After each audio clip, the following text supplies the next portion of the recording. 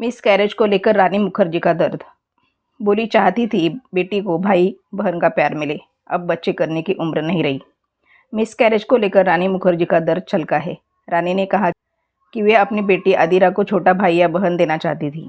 वे नहीं चाहती थी कि बेटी अकेली रहे। इसी को ध्यान में रखते हुए उन्होंने प्रेगनेंसी प्लानिंग की थी, लेकिन दुर्भाग्य से उनका मिस कैरेज हो गया। रानी ने कहा कि उन्होंने 7 साल तक कोशिश की कि उन्हें एक और बच्चा चाहिए, लेकिन ऐसा नहीं हो पाया। रानी ने कहा कि वो जब 46 साल की होने वाली है, अब जो होना था वो हो चुका। यह उम्र अब बच्चे पैदा करने की नहीं है। रानी ने कहा मेरी बेटी 8 साल की हो गई है।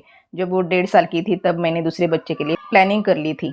मैं कोशिश करती रही, प्रेग्नेंट भी हो गई, हालांकि मैंने अपने इस बच्चे को खो दिया।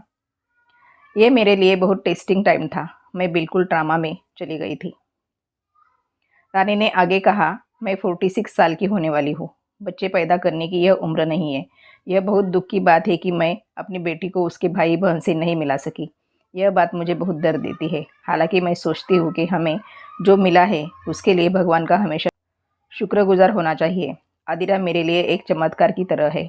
उसे पाकर मैं बहुत खुश हूँ। मेरे पास सिर्फ उसका रहना ही बहुत है। 2023 में रानी मुखर्जी 14वें Indian film festival of Melbourne का हिस्सा बनी थी। इस दौरान उन्होंने अपने मिसकैरेज का खुलासा किया था।